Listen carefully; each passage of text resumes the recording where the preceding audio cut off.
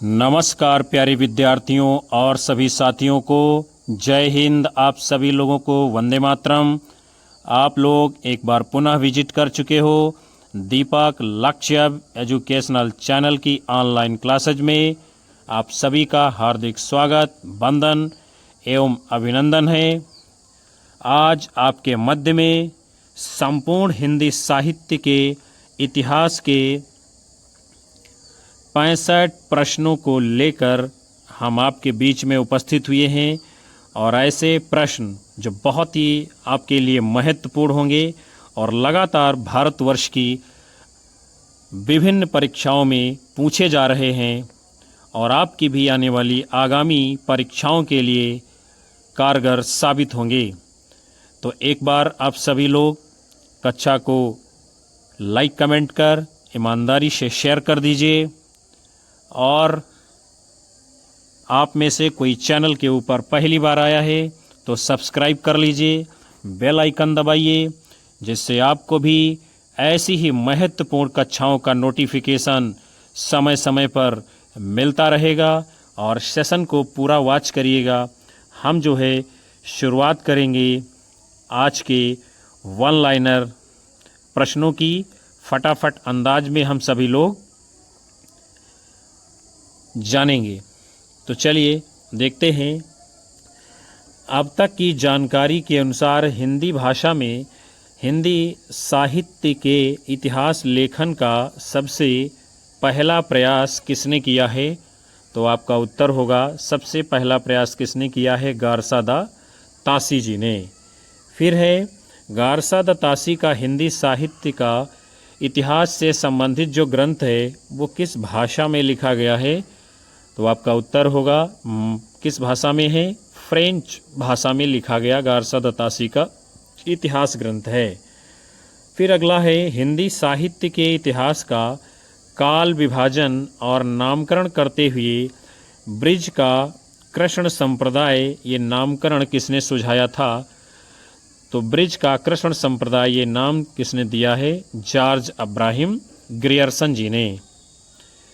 फिर उसके बाद में आपका अगला क्वेश्चन है हिंदी साहित्य के इतिहास को मनुष्य की संचित चित्तवृत्तियों से जोड़कर अपने साहित्य के इतिहास दर्शन का प्रतिपादन किसने किया है?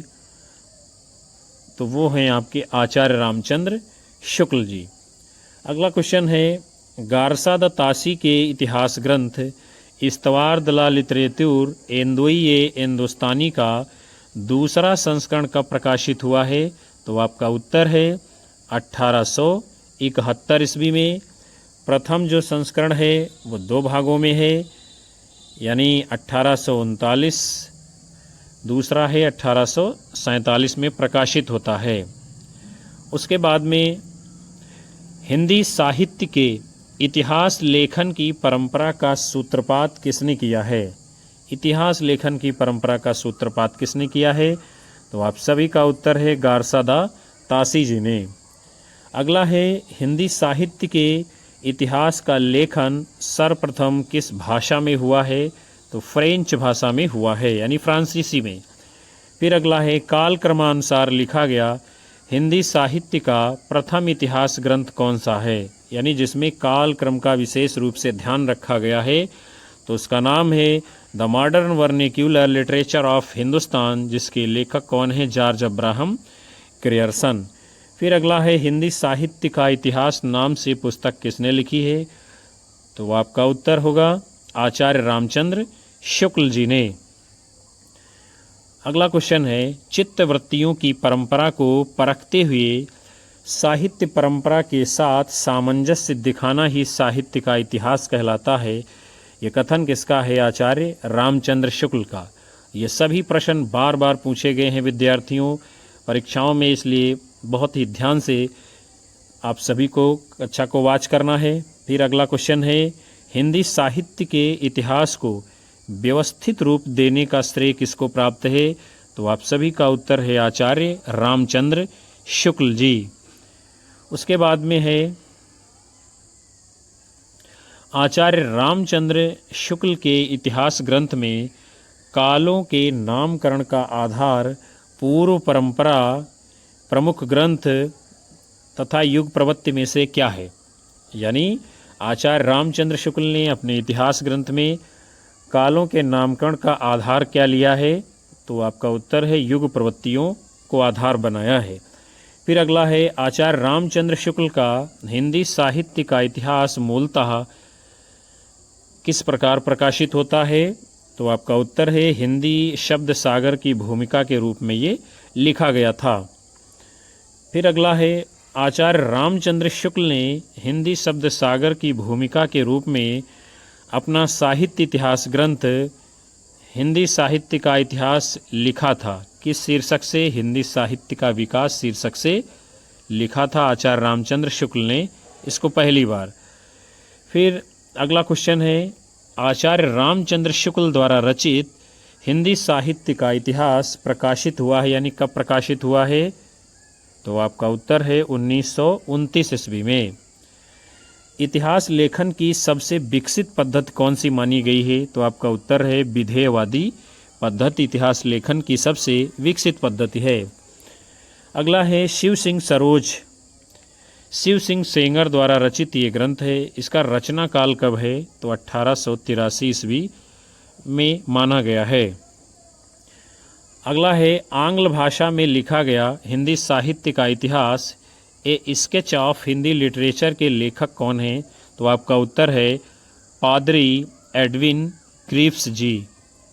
आगे बढ़ते हैं जॉर्ज ग्रियर्सन कृत the modern vernacular literature of Hindustan का हिंदी अनुवाद किसने किया है? तो आपका उत्तर है डॉक्टर किशोरीलाल गुप्त जी ने जॉर्ज ग्रियर्सन के ग्रंथ the modern vernacular literature of Hindustan का हिंदी में अनुवाद किया है। फिर अगला है डॉक्टर किशोरीलाल गुप्त ने the modern vernacular literature of Hindustan का अनुवाद किस नाम से किया है? आप देख रहे हो यहाँ भी क्वेश्चन पूछा गया है, पलट के दूसरे रूप में फिर आ गया है। तो इसका अनुवाद किस नाम से किया है किशोरीलाल गुप्त जी ने? हिंदी साहित्य का प्रथम इतिहास शीर्षक के नाम से इसका अनुवाद किया है। फिर हम लोग आगे बढ़ते हैं सर्वप्रथम हिंदी साहित्य का काल विभाजन किसने किया है? क्या किया है? काल विभाजन सर्वप्रथम किसने किया है? तो उनका नाम है जॉर्ज ग्रियर्सन जी। फिर अगला क्वेश्चन है काल विभाजन में कवियों का नाम सर्वाधिक उपयोग किसने किया है अपने इतिहास ग्रंथ में? तो वे हैं मिस्र बंधु। इन्होंने मिस्र बंधु विनोद में काल विभाजन के समय कवियों के नाम का सर्वाधिक उपयोग किया है। फिर अगला है हिंदी साहित्य के प्रारंभिक इतिहासकार मिस्र बंधुओं द्वारा लिखित 4 खंडों की रचना जो है उसका नाम क्या है? मिस्र बंधु विनोद। यानी कितने खंड में है ये? 4 खंडों में है। अगला क्वेश्चन है मिस्र बंधु विनोद नामक हिंदी साहित्य इतिहास के लेखक कौन हैं? तो इसको लिखा है गणेश बिहारी मिश्र, श्याम बिहारी मिश्र, सुखदेव बिहारी मिश्र, तीनों लोगों ने मिल करके। इसीलिए यहाँ पर कोई व्यक्तिगत नाम नहीं होता है, इसको कहा गया है क्या लेखकों को? मिस्र बंधु। और इनके ग्रंथ का नाम क्या है? मिस्र बंधु विनोद। फिर अगला क्वेश्चन है आपका मिस्र बंधु विनोद का प्रकाशन हुआ है तो कब हुआ है? प्रथम 3 भागों का प्रकाशन 1913 में हुआ है। चतुर्थ भाग का प्रकाशन 1934 ईस्वी में हुआ है। अगला क्वेश्चन है मिस्र बंधुओं द्वारा परिवर्तन काल की समय सीमा कब तक निर्धारित की गई है? तो परिवर्तन काल की समय सीमा मिस्र बंधुओं ने कब से कब तक माना है? विक्रम संवत 1890 से विक्रम संवत 1925 तक। फिर अगला क्वेश्चन है मिस्र बंधुओं के साहित्य इतिहास ग्रंथ यानी हिंदी नवरत्न में कौन कौन से कवि शामिल हैं? इसको भी आप जान लीजिए। तुलसीदास, सूरदास, देव, बिहारी, भूषण, केशव, मतिराम, चंद बरदाई, भारतेंदु, हरिश्चंद्र इत्यादि। यानी मिस्र बंधुओं के जो ग्रंथ का नाम है हिंदी नवरत्न, नवरत्न का मतलब ही है यहाँ पर 9 लोग होंगे इसमें।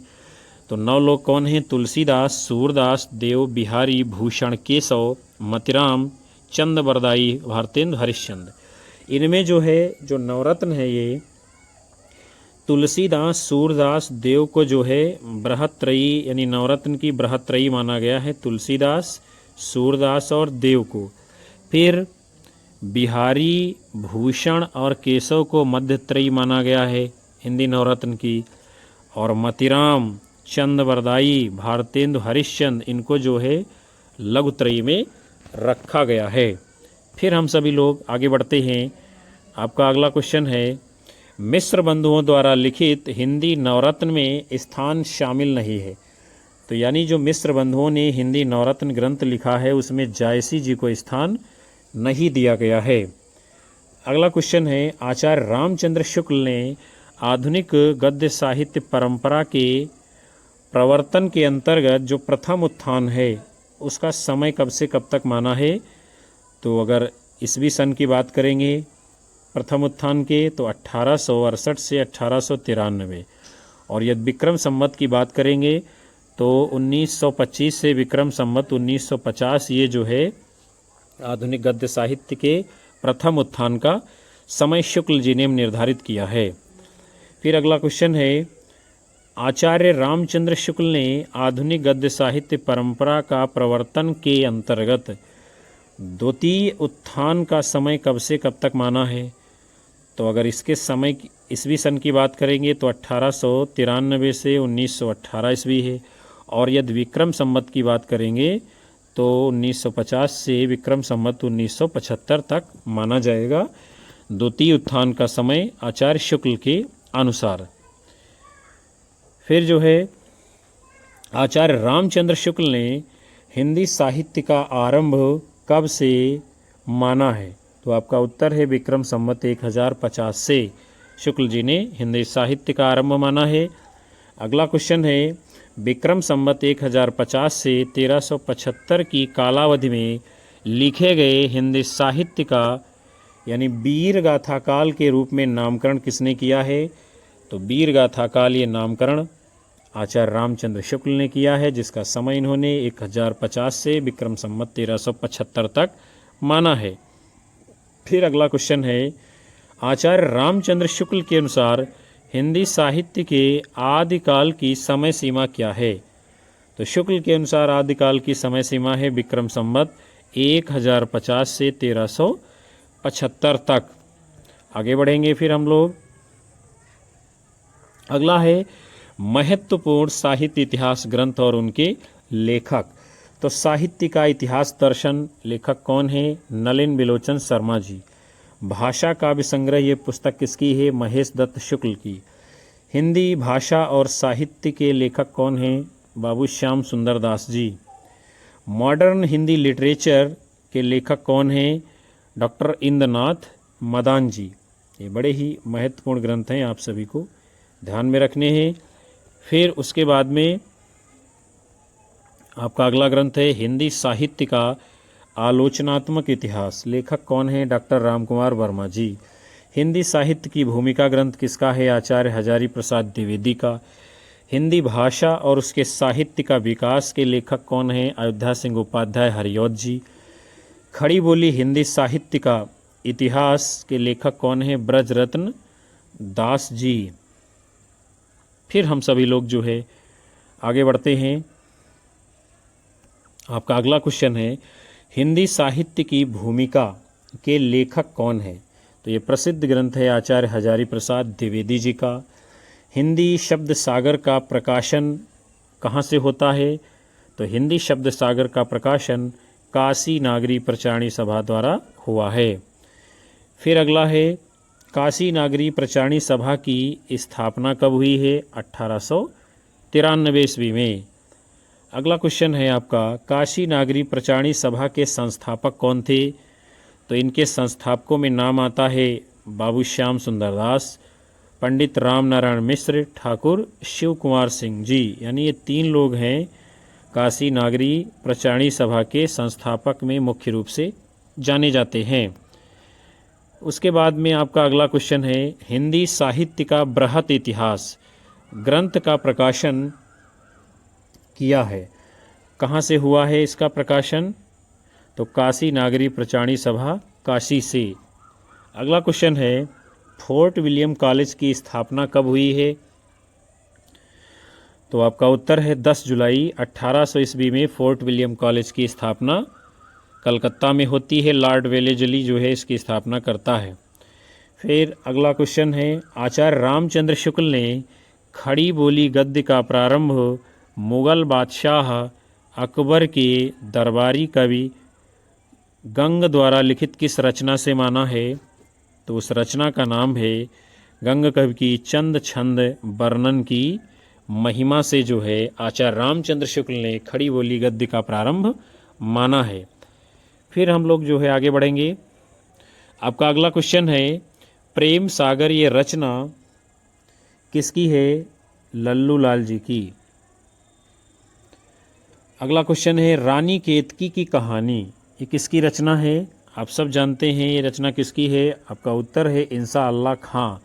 और रानी केतकी की कहानी रचना का दूसरा नाम क्या है? उदयभान चरित। यानी दो रूपों में भी ये रचना जानी जाती है, इसलिए आपको किसी भी प्रकार के कन्फ्यूजन में नहीं रहना है। अगला क्वेश्चन है, फोर्ट विलियम कॉलेज कलकत्ता में हिंदी के अध्यापक यानी जो भाषा मुंशी कौन थे? तो उनका नाम है सदल मिश्र और लल्लू लाल जी। ये दोनों लोग जो है कलकत्ता के फोर्ट विलियम कॉलेज में भाषा मुंशी के पद पर कार्यरत थे। अगला क्वेश्चन है, नासकेतोपाख्यान के लेखक कौन हैं? तो कौन है इसके लेखक? आपका उत्तर है सदल मिश्र जी। और यहाँ भी आपको जान लेना है नासकेतोपाख्यान जो रचना है इसका दूसरा नाम क्या है? चंद्रावती। फिर अगला क्वेश्चन है, सुख सागर के लेखक कौन हैं? किसकी रचना है सुख सागर? तो इसके लेखक हैं सदा सुख लाल जी। अगला क्वेश्चन है, सुख सागर का विषय क्या है? यानी जो सुख सागर रचना है इसका मूल विषय क्या है? तो विष्णु पुराण के उपदेशात्मक प्रसंग जो है इस ग्रंथ में दिए गए हैं। विष्णु पुराण के उपदेशात्मक प्रसंग। आगे बढ़ेंगे। आपका अगला क्वेश्चन है, उर्दू को यामिनी भाषा किसने कहा है? किसने कहा है उर्दू को यामिनी भाषा? तो आपका उत्तर है लल्लू लाल जी ने उर्दू को यामिनी भाषा कहा है। फिर अगला क्वेश्चन है आपका, भाषा योग वशिष्ठ के लेखक कौन हैं? तो इसको लिखा है राम प्रसाद निरंजनी जी ने। आपका अगला क्वेश्चन है, गोरा बादल की कथा के लेखक कौन हैं? तो आपका उत्तर है जटमल जी की ये रचना है। आपका अगला क्वेश्चन है, आधुनिक हिंदी साहित्य के इतिहास में राजा द्वय के नाम से कौन विख्यात हैं? राजा लक्ष्मण सिंह और राजा शिव प्रसाद सितारे हिंद को राजा द्वय के नाम से जाना जाता है। फिर आपका क्वेश्चन है, ढोला मारूरा दूहा में ढोला के पिता का क्या नाम है? तो जो ढोला मारूरा दूहा रचना है इसमें ढोला के पिता का नाम क्या है? राजा नल।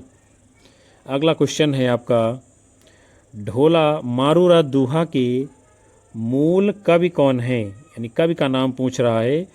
तो इनका नाम है कल्लोल कवि। कालांतर में कुशल राय ने इसमें कुछ जो है कुछ समय के बाद में विस्तार किया है। फिर आपका अगला क्वेश्चन है, रत्नाकर जोपम कथा ये जो पुस्तक है इसका संबंध किससे है? तो रत्नाकर जोपम कथा का संबंध किससे है? वज्र यानी सिद्धों से। तो प्यारे विद्यार्थियों और साथियों, इस महत्वपूर्ण सेशन में आप सभी ने हिंदी साहित्य इतिहास के 65 प्रश्न जो वन लाइनर के रूप में पूछे गए थे विभिन्न परीक्षाओं में लगातार, और ये सारे क्वेश्चन जो है वेरी इम्पॉर्टेंट हैं जो आपसे आगे की परीक्षाओं में भी पूछे जाएंगे। हमारा एकमात्र उद्देश्य था कि कम समय में आपको वन लाइनर के माध्यम से हिंदी साहित्य के इतिहास में अब तक पूछे गए सभी प्रश्नों को आपके समक्ष प्रस्तुत करना, जिससे आपका एक नज़रिया बनेगा, परीक्षा को ध्यान में रखकर एक दृष्टिकोण बनेगा कि किस प्रकार के प्रश्न आपकी परीक्षा में पूछे जाने वाले हैं। और हमने कोशिश की है कि हिंदी साहित्य इतिहास के सभी महत्वपूर्ण प्रश्नों को एक साथ देने की। हमें उम्मीद है ये सेशन आप सभी लोगों को पसंद आया होगा, और यदि पसंद आया है तो लाइक कमेंट कर शेयर करना बिल्कुल भी मत भूलिए। यही हमारे लिए ऊर्जा का काम करता है, हमारा मनोबल बढ़ाता है, जिसके कारण हम आप सभी लोगों को लगातार कक्षाएं दे पाते हैं। और हम आप सभी लोगों को पुनः जो है ऐसे ही सेशन को अगले आदिकाल कालखंड को, यानी आदिकाल से संबंधित सभी वन लाइनर प्रश्नों को एक साथ में लेकर प्रस्तुत होंगे। उन सभी लोगों का बहुत बहुत हार्दिक धन्यवाद जो लगातार अंत तक जो है सेशन में बने रहे हैं। नमस्कार, जय हिंद, वंदे मातरम, शुभ रात्रि आप सभी लोगों को विद्यार्थियों।